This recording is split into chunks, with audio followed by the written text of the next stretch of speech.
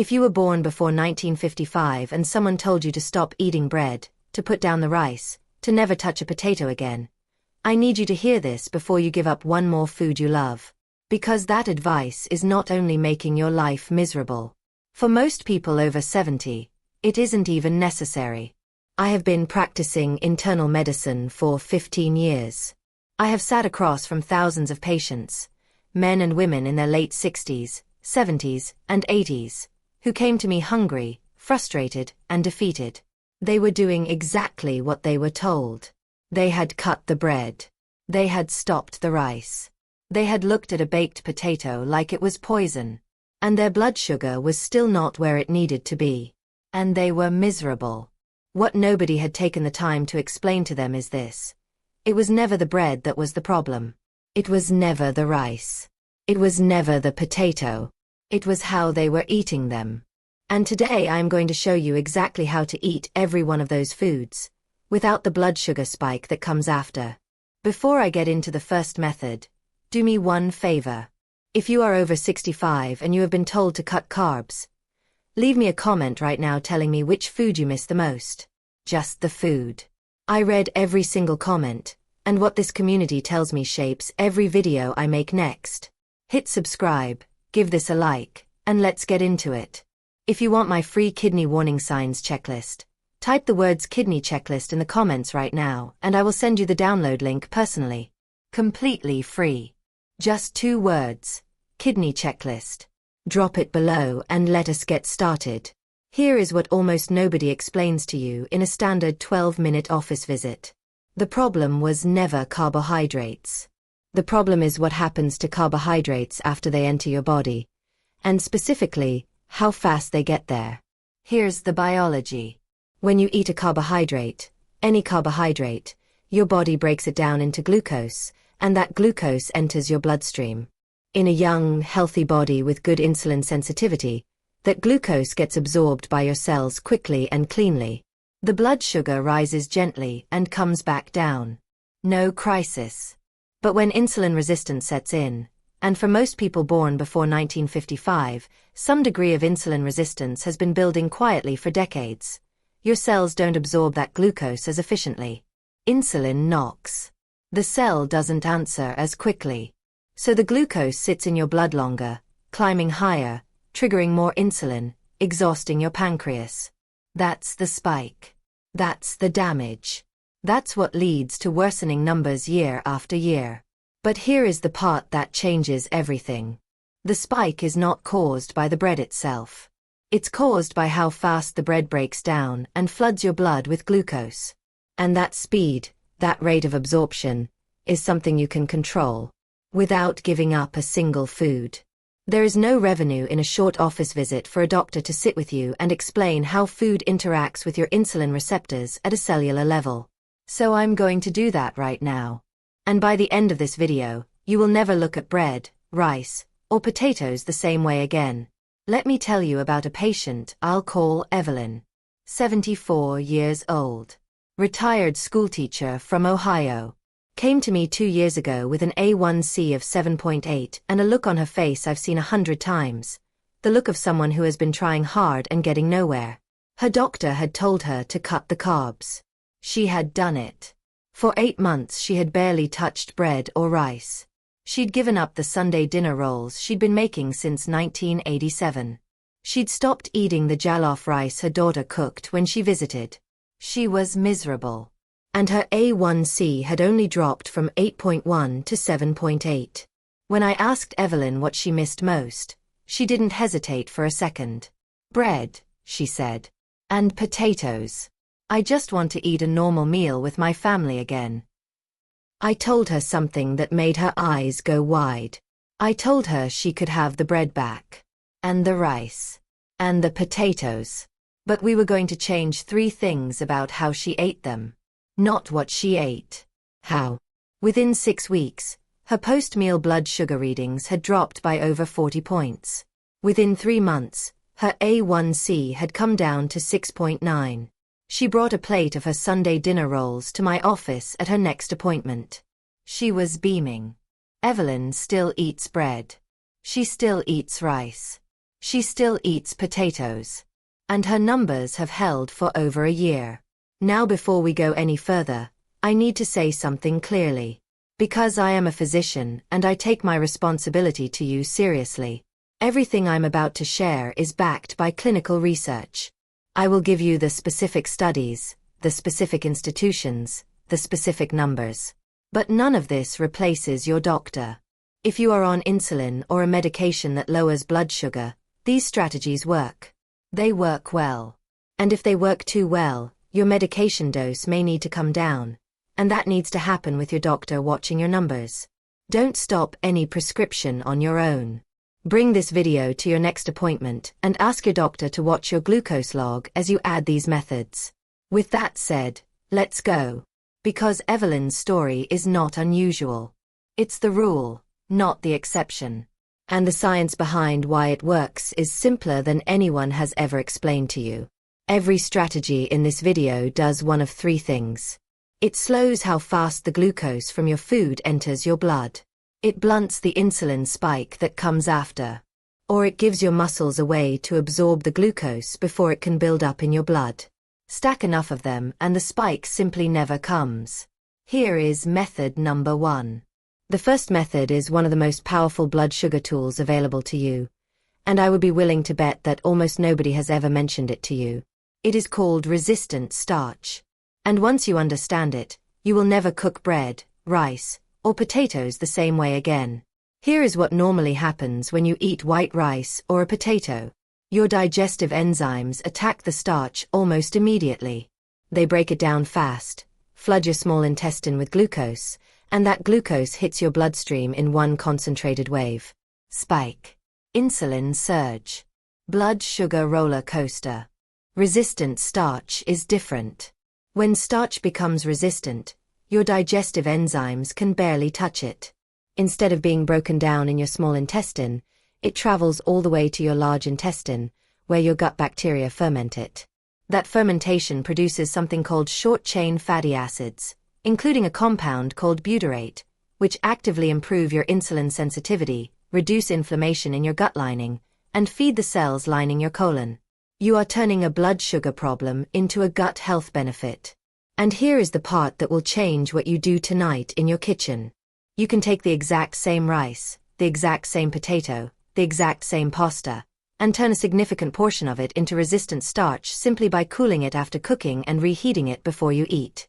The process is called starch retrogradation. When you cook a starch and then cool it down, specifically to around 39 degrees Fahrenheit for at least 24 hours, the starch molecules realign and form crystalline structures that your digestive enzymes cannot break down efficiently. They become resistant. The glucose is released slowly, steadily, over a much longer period, and the flood never comes. Multiple studies have confirmed this effect. Research published in peer-reviewed nutrition journals has shown that cooling cooked rice or potatoes to refrigerator temperature for 24 hours significantly increases resistant starch content compared to freshly cooked versions. And clinically, meaning in actual patients eating actual food, cooled and reheated rice and potatoes produce measurably lower post-meal glucose spikes and lower insulin responses than the same food eaten fresh. The reheating does not undo the effect. The crystalline resistant starch structure holds even after you warm the food back up.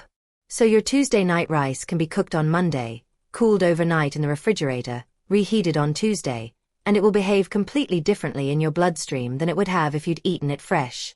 How to use it? Cook your rice, potatoes, or pasta as you normally would. Let it cool completely, then put it in the refrigerator for at least 12 hours. 24 is better. Reheat it before eating.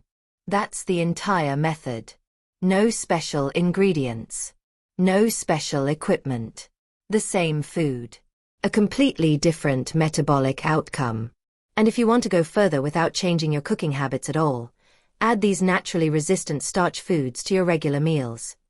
Beans, lentils, peas, rolled oats, and barley. These are naturally high in resistant starch even when eaten freshly cooked, and every one of them is a slow, gentle release of glucose that your pancreas can handle without alarm. Method number 2 is something that every single one of you can start at your very next meal, tonight, without buying a single new ingredient. It is called food pairing. And the research behind it is some of the strongest in this entire video. Here is the principle. When you eat a carbohydrate completely alone, a slice of bread on an empty stomach, a bowl of plain rice, a potato with nothing alongside it, that carbohydrate digests rapidly and hits your blood as a concentrated glucose wave. Your body calls it a naked carb. And naked carbs are where the damage happens. But when you eat that same carbohydrate alongside protein or fat, everything changes. Protein triggers the release of gut hormones that slow how fast your stomach empties. Fat physically delays the movement of food through your digestive system. The result is that the glucose from your carbohydrate trickles into your blood slowly instead of flooding it all at once. The spike is smaller. The insulin response is calmer. Your pancreas breathes easier. The research on this is extraordinary. A meta-analysis examining 154 clinical trials found that simply adding protein to a carbohydrate meal reduced the glucose area under the curve by up to 50% in healthy adults. 50%. From one change. Adding protein. Not removing the carb. Adding protein alongside it.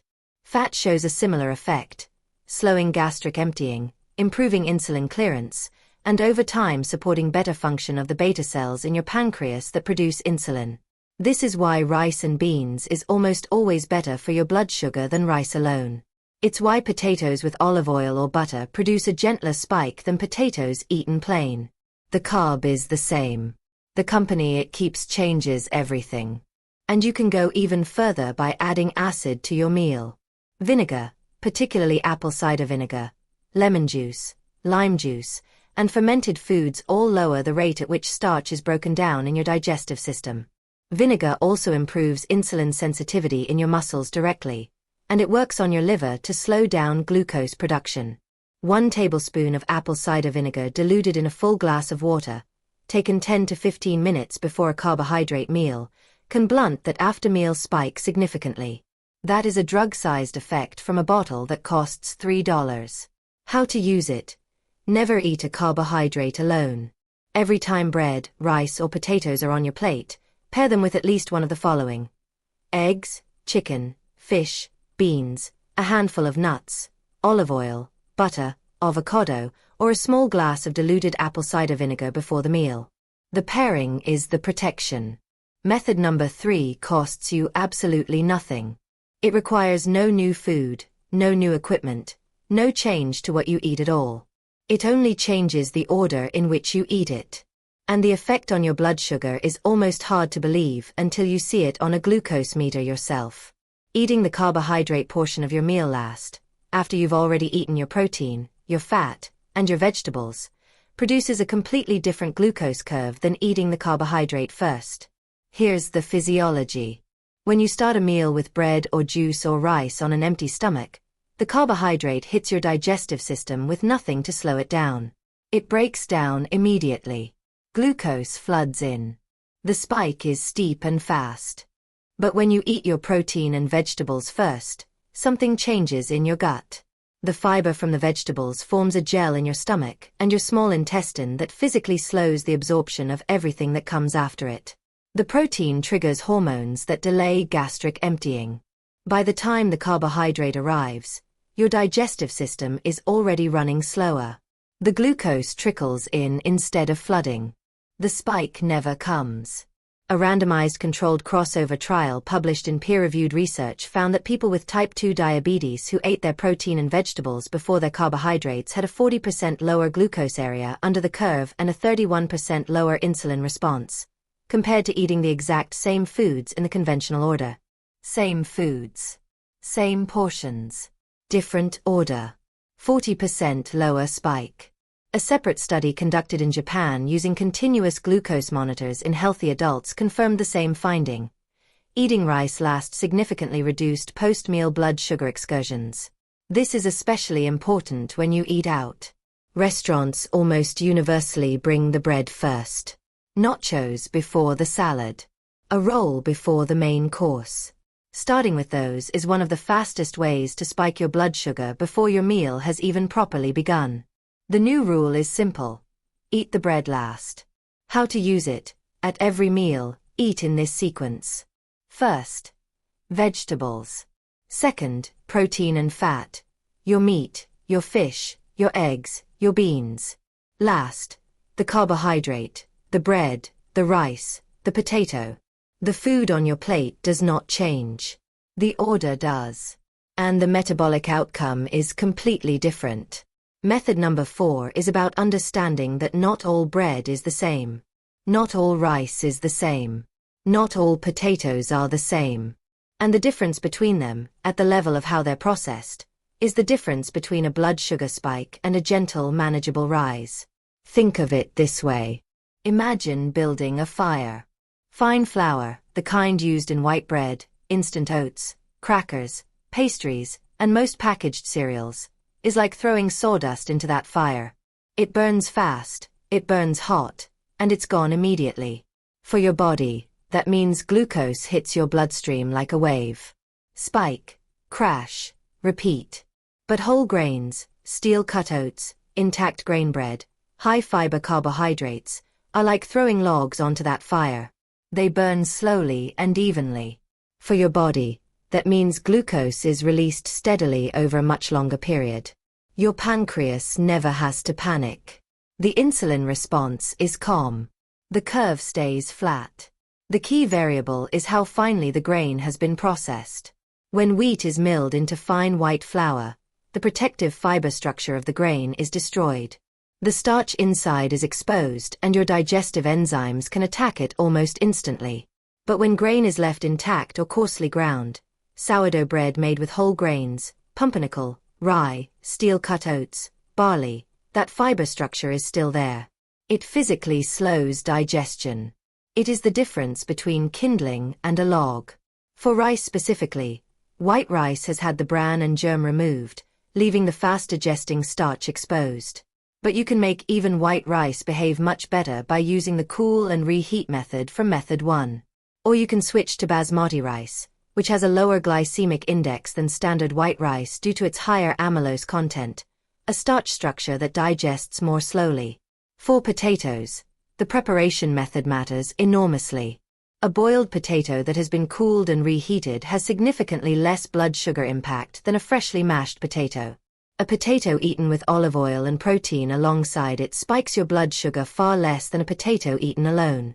The potato itself is not the enemy. How you cook it and what you eat with it is everything. How to use it. When choosing bread, look for bread where the first ingredient is a whole grain, not enriched wheat flour, which is just white flour with vitamins added back in. Choose steel-cut oats over instant oats. Choose basmati or cooled and reheated rice over fresh white rice. Choose boiled or baked potatoes over mashed or fried.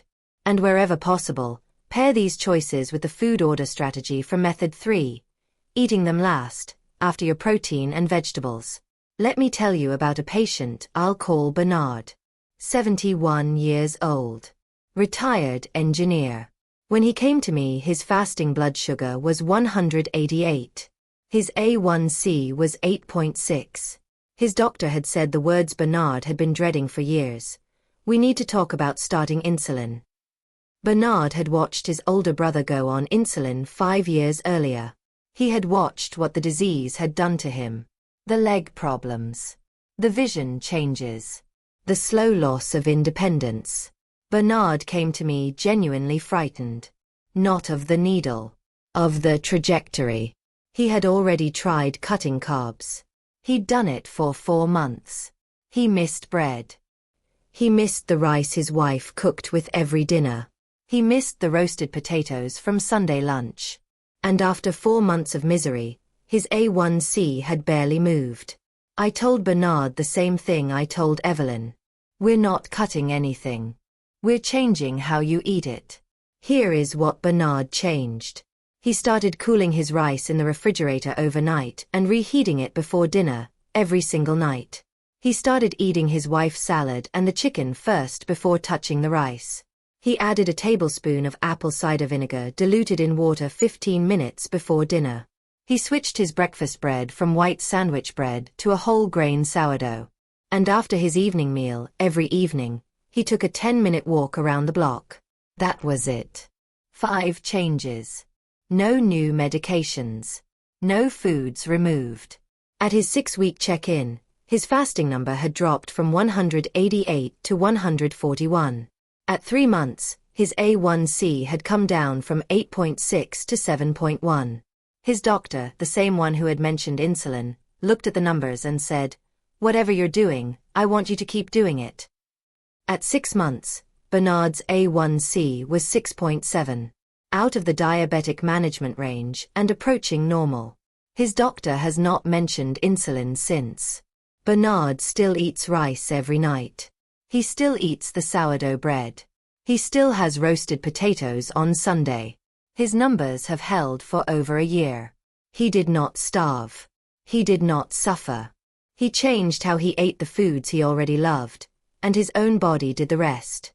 Method number 5 is one that works with startling speed, and you will feel the difference the first time you do it. A 10-minute walk, taken within 30 minutes of finishing a meal, can meaningfully lower your post-meal blood sugar. Not a long walk. Not a strenuous walk. 10 minutes. Around the block. Down the hallway. Up and down the stairs. The intensity doesn't matter nearly as much as the timing. Here is the biology behind why this works. When you eat a carbohydrate, glucose enters your bloodstream over the following 30 to 90 minutes. That is the window when your blood sugar is climbing toward its peak. If you walk during that window, your muscles contract. And a contracting muscle has a remarkable ability. It can pull glucose directly out of your bloodstream and use it for fuel through a pathway that barely requires insulin at all. Your muscles become a glucose sink, absorbing the very sugar that would otherwise be pushing your blood sugar higher. The muscle most responsible for this effect is one called the soleus, a large, slow-twitch muscle in your calf that runs from just below the knee down to the heel. What makes the soleus special is that it is built for endurance. It is composed almost entirely of slow-twitch muscle fibers, which means it can sustain contractions for a very long time without fatiguing. Walk for 10 minutes and your soleus is absorbing glucose the entire time, continuously, without getting tired. It is one of the most metabolically efficient muscles in your entire body, and walking activates it completely. A randomized controlled trial published in peer-reviewed literature found that a 10-minute walk immediately after a meal lowered post-meal blood sugar significantly compared to sitting after eating.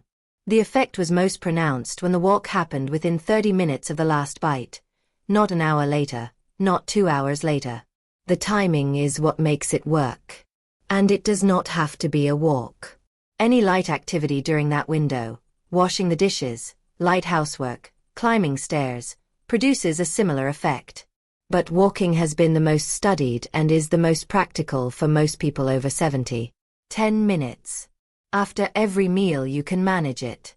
That is the entire prescription.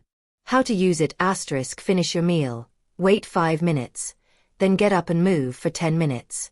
A short walk outside is ideal. If the weather doesn't cooperate, walk around the house, do some light tidying, climb the stairs a few times. The goal is to keep your muscles gently active during the 30 to 90-minute window when your blood sugar is at its highest after eating. Do this consistently after your largest carbohydrate meal of the day, and watch what happens to your readings 2 hours later. Method number 6 is the one most people are not doing, and it may be quietly undoing everything else. Your body's ability to process glucose is not the same at every hour of the day. It follows a biological clock, a circadian rhythm. And that clock makes you significantly better at handling carbohydrates in the morning and significantly worse at handling them in the evening. The same bowl of rice eaten at noon produces a smaller blood sugar spike than the same bowl of rice eaten at 9 p.m. Not because the rice is different. Because your insulin sensitivity is different. The reason comes down to 2 things. First, your pancreas's ability to secrete insulin follows your body clock. It is more responsive in the morning and less responsive at night. Less insulin secretion in the evening means more glucose stays in your blood. Second, your levels of melatonin, the hormone that signals nighttime to your body, rise in the evening. And elevated melatonin directly reduces your pancreas's ability to release insulin.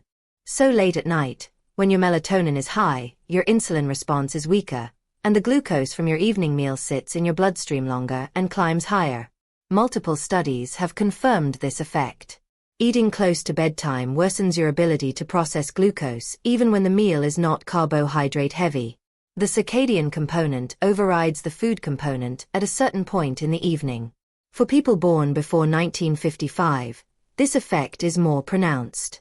The circadian insulin response tends to weaken with age, which means the late-night snack, the heavy dinner at 8 p.m., the dessert right before bed, these hit an older metabolism harder than they would have hit you in your 40s or 50s.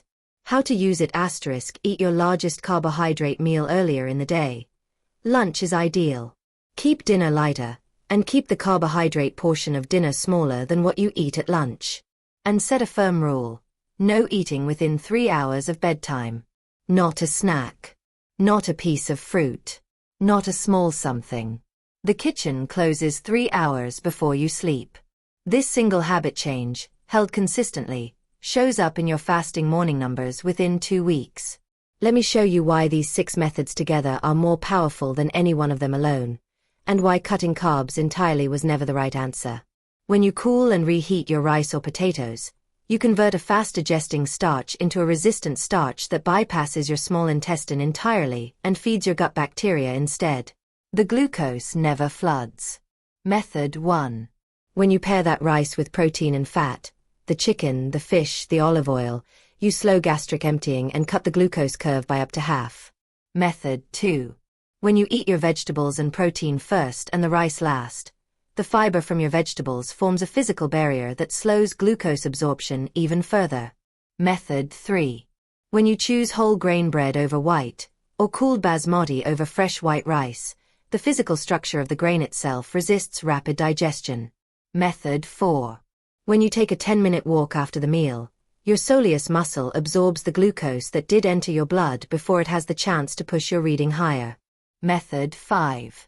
And when you eat your largest carbohydrate meal earlier in the day and close the kitchen 3 hours before bed, your pancreas is working at full capacity, not fighting against your melatonin at 9 p.m. Method 6. Stack all 6. The spike that used to follow every meal with bread, rice, or potatoes simply does not come anymore. Not because you removed the food. Because you gave your body the conditions it needs to handle the food the way it was designed to. That is what Evelyn understood. That is what Bernard proved on his glucose meter. That is what hundreds of patients over 70 have shown me over 15 years. That the body is not broken. It just needs the right conditions. Here is exactly what to start tonight. 5 steps. All of them begin today. Step 1 * tonight when you cook rice, potatoes, or pasta. Cook more than you need. Cool what's left completely and put it in the refrigerator. Tomorrow night, reheat it and eat that instead of fresh. That is your resistant starch conversion starting tonight. Step 2 * at your next meal, tonight or tomorrow, eat in this order. Vegetables first, then protein, then the carbohydrate. That single sequence change can cut your post-meal spike by 40%. Step 3 * tomorrow morning. Buy 1 bottle of apple cider vinegar. Before your largest carbohydrate meal tomorrow, dilute 1 tablespoon in a full glass of water and drink it 15 minutes before you sit down. Watch what your meter says 2 hours later. Step 4 * after your next meal, tonight. Get up and walk for 10 minutes. Around the block, around the house, up and down the hall. Set a timer on your phone right now so you don't forget. 10 minutes. That's the entire commitment.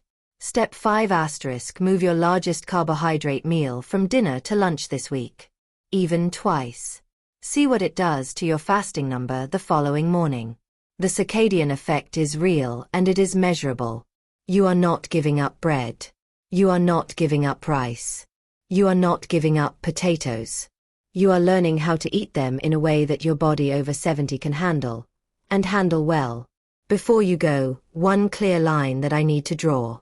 If you are on insulin, or on a medication called a sulfonylurea, one of the older blood sugar pills, these methods work. They work effectively. And that means your medication dose may need to come down as your numbers improve. If that happens and your dose isn't adjusted, your blood sugar can drop too low, and that is dangerous. So do not add these methods silently. Add them, keep your glucose log, and bring that log to your doctor. Show them what's changing. Let them adjust your medication as your body improves. The goal is to need less medication over time, not more. But that adjustment needs a doctor's eyes on your numbers. And if you are managing a kidney condition or another serious complication, some of these foods need to be individualized to your situation. These methods are the floor of good care, not the ceiling. Your medical team is still essential. Here is what I want you to take away from today. You were not born to spend the last chapter of your life eating food that makes you miserable. You were not meant to sit at Sunday dinner watching your family eat while you pick at something you don't enjoy. You were not meant to feel guilty every time you want a piece of bread. The biology is clear. The research is clear. Bread, rice, and potatoes are not your enemy. The way they've been prepared and the order and timing in which you've been eating them, that's what created the problem. And every one of those things is within your control to change. Tonight, people born before 1955 have lived through more hard changes than most generations in history. This is not a hard change. This is a set of small, practical adjustments to things you were already doing, and they can give you back a table that feels like freedom instead of a list of restrictions. Your body is not broken. It is not giving up on you. It just needs you to give it the right conditions. And now you know what those conditions are. Now, everything we covered today addresses the blood sugar spike that comes after meals. But a significant number of you have told me that your highest reading of the entire day is first thing in the morning, before you've eaten a single bite. You went to bed with a reasonable number and woke up to one that makes no sense. That is a completely separate mechanism happening inside your liver while you sleep. And there is a specific food that shuts it down. I made a video that explains exactly what's happening overnight and how to fix it. It is the other half of everything we did today. I will put it right here on the screen. Go watch that one next. And I will see you there.